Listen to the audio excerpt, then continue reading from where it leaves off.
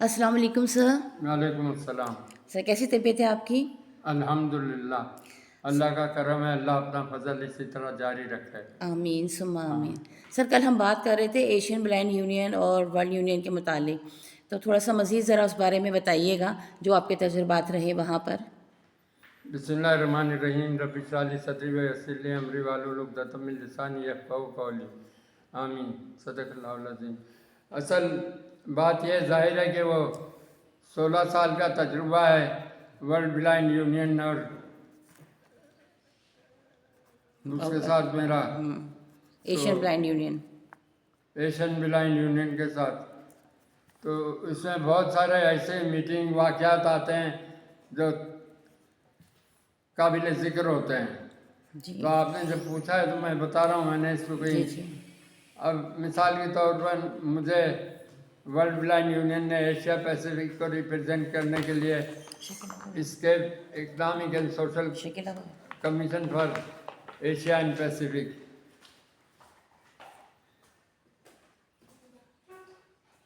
इसके आपको मालूम है ना, जी जी economic and social commission for Asia and Pacific, ये है यूएनओ का इदारा। जी इसमें रिप्रेजेंट करने वर्ल्ड ब्लाइंड यूनियन की मीटिंगें होती थी। तो हमारी वर्ल्ड ब्लाइंड यूनियन की इसमें मैं मुसलसल जो है 8 साल तक, तकरीबन 8 साल तक मैंने इसमें एशिया पैसिफिक को पूरा रिप्रेजेंट किया। तो बहुत से वाक़यात उसमें हुए। फिर हमारी वर्ल्ड ब्लाइंड यूनियन के जब ग्रुप्स विजिट पर होते थे न्यूयॉर्क में, तो यूएन सेक्रेटरीट का विजिट भी होता था। एक मीटिंग हमारे यहाँ अरेंज की थी वर्ल्ड ब्लाइंड यूनियन ने, जिसमें 3 लोगों की स्पीच थी। डंकन वाटसन जो वर्ल्ड ब्लाइंड यूनियन के सदर थे, और बेंट लिक्विस्ट ट्रेजरर थे, और थर्ड वर्ल्ड की तरफ से मैं था। माशाल्लाह। तो उस मीटिंग में जो है मेरा जब नंबर आया तो मैंने ये कहा कि ये जो है यूएन चार्टर बहुत अच्छा है। यूएन का जो मकासद बहुत अच्छे हैं। यूएन चार्टर के जो काम करने का अंदाज बड़ा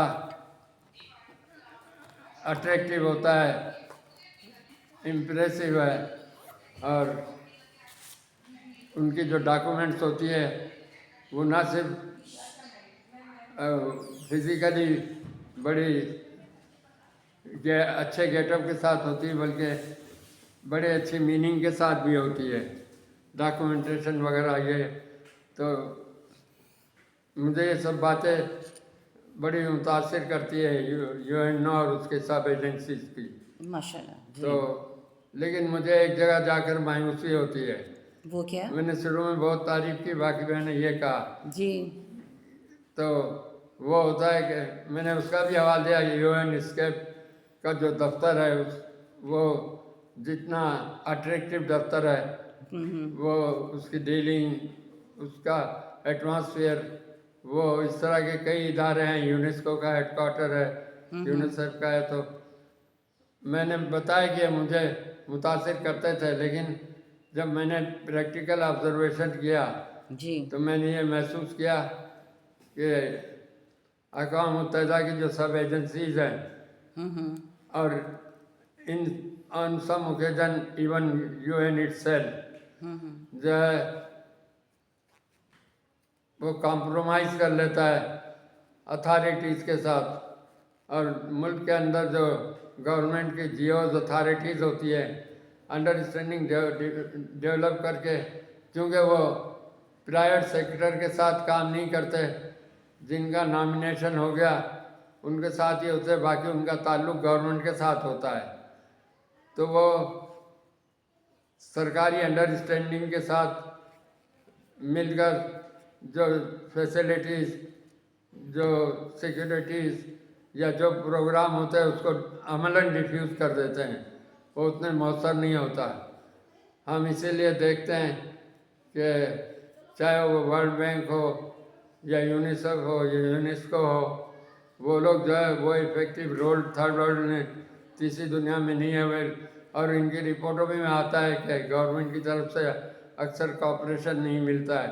तो उसकी वजह क्या होती है? क्या आपके जो लोग डेप्यूटेड होते हैं वहाँ पर, वो लोग सरकारी अफसरान के साथ अंडरस्टैंडिंग कर लेते हैं ताकि उनको वहाँ कंफर्टेबल माहौल मिल जाए, और वो इस बात को अपने उसूलों को जो है वो आगे नहीं रखते, कंप्रोमाइज या कर फिर लेते हैं, हाँ कंप्रोमाइज कर लेते हैं अपने असूलों पर। कॉम्प्रोमाइज़ कर लेते हैं। तो इस तरह से जो फैसिलिटीज, जो भी चार्टर दिया हुआ है, जो राइट्स दिए हुए हैं, जो प्रिविलेजेस दिए हैं, या जो उनका जो अटेंशन का लेवल है, वो सब जाके डिफ्यूज़ हो जाता है।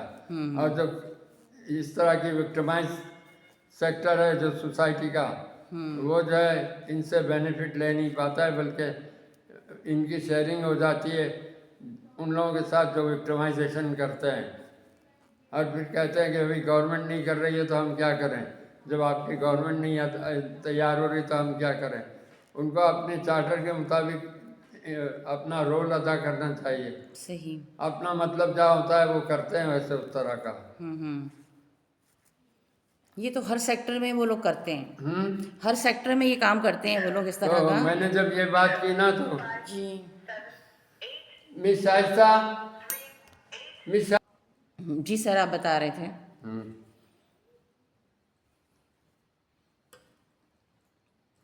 तो मैंने जब ये किया ना जी। तो जो यूएन रिप्रेजेंटेटिव थे उस इजलास में, उन्होंने कंपेयर, जो रिप्रेजेंटेटिव भी थे और कंपेयरिंग भी कर रही थी। तो असल मसला ये था कि यूएन रोल टुवर्ड्स डिसेबिलिटी, अच्छा। इस पर वो मीटिंग हुई थी। तो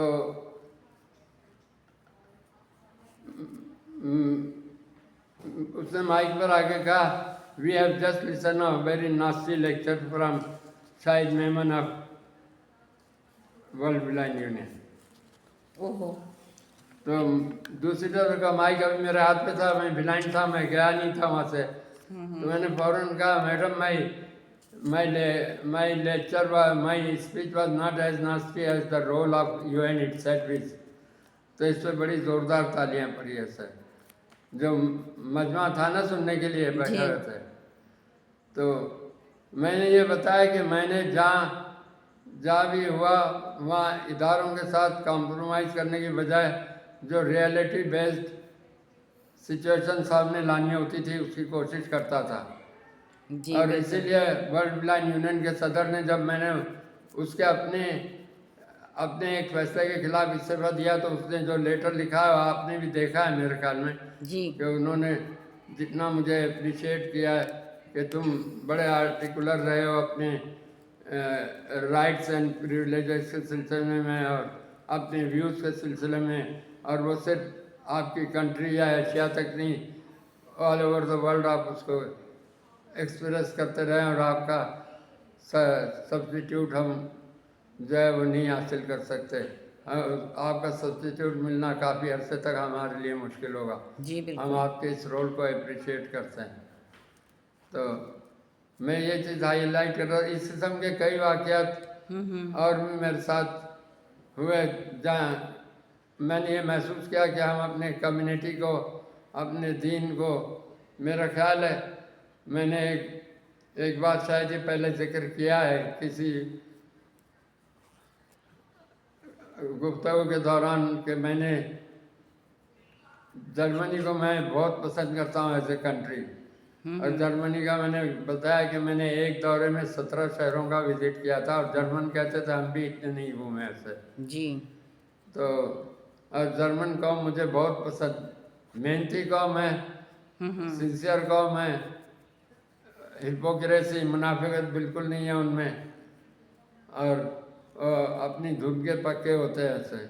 अच्छा। और अपनी जर्मन लैंग्वेज पर, जर्मन नेशन पर नाज बहुत करते हैं। असल वही चीज़ थी जो हिटलर को भी जो है तबाही की तरफ ले गई, वरना हिटलर का काम जर्मनी को तरक्की बहुत दी थी उसने। लेकिन इसी वजह से तो मुझे बहुत पसंद है जर्मन। लेकिन एक बार मेरा तैयारा फ्रैंकफर्ट में वापस जब हम आ रहे थे अमेरिका से कराची आ रहा था पाकिस्तान, तो वो ईद की अगली रात थी और 24 घंटे के 12 घंटे के लिए जो है मुझे वहाँ स्टे करना पड़ा फ्रैंकफर्ट एयरपोर्ट पे। अच्छा। और उस वक्त मैं बड़ा कुड़ रहा था, तो मैं अकेले सफ़र कर रहा था। स्टेशन मैनेजर ने मैंने स्टेशन मैनेजर से कहा कि भाई मैं यहाँ 12 घंटे बैठूंगा, मैं भी लॉन्च में जाना चाहता हूँ, ड्यूटी फ्री लॉन्च वगैरह जो होता है ना। जी जी। तो वहाँ वो मुझे ले गए स्टेशन मैनेजर जो PIA वाले। अच्छा। फ्रैंकफर्ट पे जो स्टेशन मैनेजर थे वो मुझे अपने साथ ले गए। मैंने एक दुकान से अपने भाइयों के लिए, वहाँ के कुछ लोग शेविंग फोम चाहते थे, शैम्पू चाहते थे, ऐसी चीज़ें मिल जाती है ना वहाँ पर। जी जी। तो मेरे पास असल मैं सऊदी अरब से आया था, उम्रा करते हुए आया था, क्योंकि उस वक्त सऊदी एयरलाइन जो है पाकिस्तान के नाबिनाओं को भी 50%, बल्कि दूसरी कुछ कंट्रीज़ को भी देती थी 50% डिस्काउंट। तो अब नहीं देती है? अब उन्होंने अपनी कंट्री के लिए किया हुआ है, अब हमारे लिए नहीं है, किसी के लिए नहीं बाकी। अच्छा। तो वो 50% का डिस्काउंट देती थी, तो मेरी कोशिश होती थी मैं उम्रा करके जाऊँ, इसीलिए मुझे बहुत उम्रे करने का मौका मिला। माशाल्लाह। तो मैं वहाँ जर्मनी में, मेरे पास वो करेंसी थी, सऊदी करेंसी। तो मैंने कहा कि शुड आई पे इन सऊदी करेंसी? तो उसने मुझे कहा no you don't know, we are Germans, we don't accept any other except German and English money, English currency. Dollars, pounds. तो मैंने कहा yes I know you are a German lady and but I also know कि sometime one has to surrender. I know German had to surrender sometime. Had to मैंने कहा ना, मैंने जी करना जी। पड़ा था। जी बिल्कुल बिल्कुल। तो वो नाराज हो गई? एकदम नहीं, नाराज तो नहीं हो गई, फिर? एकदम जैसे नहीं शर्मिंदा फीकी बढ़ जाती है, क्योंकि वो तो फेस किया था। तो मैं एक और दिलचस्प वाक़या याद आ गया, वो भी बताऊंगा। जी जी बताइएगा। यूगोस्लाविया में। जी जी। तो उससे मुझे स्टेशन मैनेजर मेरा हाथ दबा रहा है, शाहिद साहब यार उसकी पूरी नेशन पे आपने अटैक कर दिया, पीली पड़ गई हो। अच्छा। मैंने कहा आपकी मुस्लिम कंट्री की, सऊदी अरब की माली हैसियत इतनी है कि अमेरिका भी उससे फ़ायदे ले रहा है उससे, लेकिन अब देखिए हमारी करेंसी को कितना डिसग्रेस किया उसने। हाँ, इंग्लिश को क्यों करते हैं? इंग्लिश ने उसको गुलाम बनाया था, इंग्लिश की कॉलोनी बनी थी ना, अमेरिकनों की, बरतानिया की कॉलोनी बनी थी, इसलिए।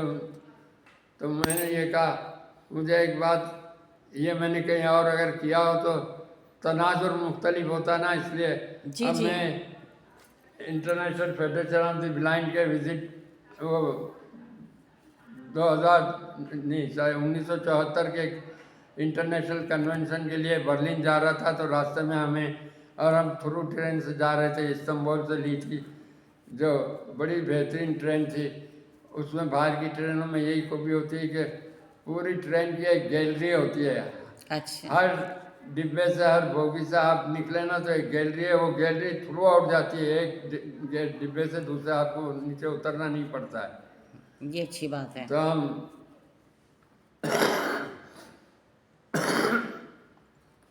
हम हंगरी से, तुर्की के बाद हंगरी, रोमानिया से गुजरते हुए हम लोग इसमें यूगोस्लाविया में दाखिल हुए। तो वहाँ हम लोग बालकोनी में खड़े हुए बातें कर रहे थे, तो एक एथेइस्ट था, अच्छा, बंदा। तो वो उस ज़माने में बांग्लादेश भी बना था, उसकी बात कर रहा था। वो बहुत अच्छी गुफ्तगू, जवान था वो। मैं भी उस वक्त एज मेरी इतनी ज़्यादा नहीं थी, सही जाहिर है, 30 साल की एज थी। तो मेरी गुफ्तगू उसके साथ कोई घंटा भर बालकोनी में खड़े होकर, जब वापस आके हम बैठने लगे ना, तो उसकी सीट, उसने सीट के नीचे अपनी शराब की बोतलें रखी थी। अच्छा। तो उसने शराब पर भी बात की थी कि शराब आप लोग क्या है क्यों नहीं पीते, क्या है इस तरह की चीज़ें। मैंने कहा शराब तो आपके यहाँ भी जो है उस पर भी बहुत सी रिस्ट्रिक्शन है, लेकिन खैर तो मैंने शराब को कंडेम किया था ना, उम्मुल खबाइस बोलते हैं इसको। जी बिल्कुल। मैंने कहा ये तमाम मिजरीज की माँ है, इसलिए हम इसको नहीं कबूल करते। तो उसने जब मैं आके बैठा तो मेरे पैर लगा नीचे, तो बोतल इसकी शराब की थी ना, वो गिर के बहने लगी, मेरे जूतों के नीचे से शराब गुजरी।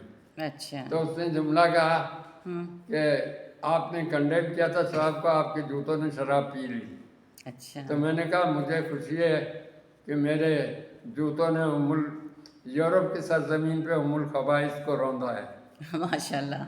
तो क्रश किया है। तो एक बड़े मियाँ सामने बैठे थे, अच्छा। लेटे हुए थे, वो हमारा 8-10 घंटे का सफ़र हो चुका था उस वक्त तक, बल्कि 24 घंटे का हो चुका था। हम तकरीबन पहुंचने वाले थे वो, तो 41 घंटे का सफ़र टोटल था, जिसमें से 25-26 घंटे का सफ़र हो चुका था हमारा। जब हम वहाँ से बैठे थे ना इस्तांबुल से, जी। तो ट्रेन का 41 घंटे का सफ़र था, तो 25-26 घंटे गुजर चुके थे, अभी बाकी था। तो जब मैंने ये बात कही तो 24-25 घंटे में वो सामने वाले लेटे हुए सामने वो पाकिस्तानी थे, लेकिन उसने मुझसे हेलो नहीं किया था कि आप नाबीना हैं। अच्छा। जब मैंने ये जुमला कहा ना, जी जी। तो एकदम उठ के बैठ गए। माशाअल्लाह क्या बात की है, बरखुरदार आपका ताल्लुक जमात इस्लामी से तो नहीं है? अच्छा।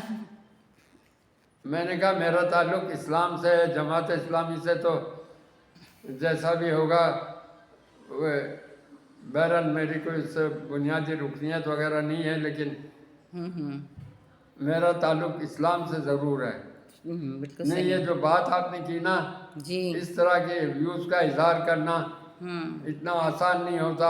बिल्कुल। उनके लोग अक्सर जो है आइडियोलॉजी पे बहुत जोर देते हैं। मैंने कहा ये सही है, जमात इस्लामी वाले आइडियोलॉजी पे करते हैं, इसलिए मुझे वो जमात पसंद भी है। लेकिन मैंने मेरी ज़ाती फ़िक्र भी यही है कि हमें हमारा दीन इस्लाम है और उसका हमें फ़ायदा ही होना चाहिए, और उसके रिलेशन में हमारे जितने अलाइनमेंट है, चाहे वो कंट्री हो चाहे वो इदारे हो, उनसे हमें यकजहती करनी चाहिए। तो मैंने जब ये कहा वैसे बड़े खुश हुए थे इस चीज़ पर। तो मैंने आपको बताया ना कि मैं एक नए एंगल से जो है चीज़ों को लाता था। अभी पिछले दिनों हमारे यहाँ सुप्रीम कोर्ट बार के रुकन थे, वो आए हुए थे, और डॉक्टर वली जो यूनिवर्सिटी के वाइस चांसलर है। तो मैंने जब कहा कि पाकिस्तान जो है उसका वजूद जो है एक मौजज़ा है, और किस तरह मौजज़ा उसको कहेंगे कि एक डॉक्यूमेंट पे दस्तखत किए कि पाकिस्तान मुस्लिम इलाकों की अक्सरियत वाले जोग्राफियाई खित्ते पर एक मुमलिकत वजूद में आएगी। और इस पर दस्तखत किसने किए? इंडिया जो नॉन मुस्लिम था, बरतानिया जो नॉन मुस्लिम था, दो नॉन मुस्लिम ने दस्तखत किए थे और पाकिस्तान वजूद में आया। तो ये एक मौजज़ा था। और उन्होंने वो चाहते तो कोई और कहते कि इलाकाई बुनियाद पे होता दूसरा, लेकिन मुसलमान यानी इस्लाम रखने वाले, इस्लाम रखने वालों की बुनियाद पर। और उस वक्त मुझे जहन में ये भी आ गया कि कायद आज़म ने कहा था कि बरसग़ीर में जब पहला इंसान मुसलमान हुआ उस वक्त पाकिस्तान की बुनियाद पड़ गई थी। जी बिल्कुल सही। तो मैंने जब ये बात की ना, जी। तो उन्होंने भी कहा कि इस एंगल से हमने कभी सोचा ही नहीं कि वाकई यार उन लोगों ने ये पाकिस्तान को इस बुनियाद पर कायम करके पछता रहे होंगे कि उन्होंने ये कितनी बड़ी हिमाकत कर दी। मैंने कहा उसी का वो बदला लेते कि इस्लामी मुमलिकत बन तो गई है, लेकिन इसको बेचैन रखा जाए। बिल्कुल सही। तो इसके लिए साजिशें होती रहती है ऐसे। और बस अल्लाह ताला बचाने वाला है जी, अल्लाह की ज़ात बचाने वाली है। अल्लाह ने तो हमेशा मैंने ये मुश्किल से बताया कि रखा है। ये भी मेरा एंगल, तो दोनों ने कहा कि हमने आज तक इस एंगल से कभी सोचा नहीं था, और हमें अच्छे लगता है जब पीडीएफ में आते हैं हर बार एक नए एंगल से एक नई बात सुनने का, और हम कुछ सीख कर जाते हैं यहाँ से। जी तो बिल्कुल। एक वाइस चांसलर का ये कहना है, एक सुप्रीम कोर्ट बार के मेंबर का ये कहना, तो बड़ी बात है ऐसे। बिल्कुल बिल्कुल। बस हकीकत है दुआ ये। अगर है कि मेरी कोशिश ऐसी रही है, अल्लाह ताला हमारे ऐबों की पर्दादारी करे, कमज़ोरियों की लाज रखे, आमीन। और जो कुछ कहा है इसमें जो हक है उसको आगे बढ़ाए। अगर मुझसे कोई गलती कोताही हुई तो माफ़ कर दें। आमीन आमीन सुम्मा आमीन। आगे बहुत कुछ बोलना है या काफ़ी है? जी नहीं, माशाल्लाह बहुत अच्छी बातें रही। इंशाअल्लाह ताला फिर प्यारे रमज़ान भी हैं तो बहुत लंबी गुफ्तगू आपके लिए भी मुनासिब नहीं है। इंशाअल्लाह ताला आपकी मसरूफ़ियत जैसी है उसके हिसाब से थोड़ा हम इसको मुख्तसरी रख लेते हैं। इंशाअल्लाह कल फिर मुलाकात होगी तो कल फिर बात करेंगे इंशाअल्लाह। मज़ीद मौज़ूआत पे जज़ाकल्लाह। और मौज़ूद चीज़ें जानेंगे। जज़ाकल्लाह। अल्लाह हाफ़िज़।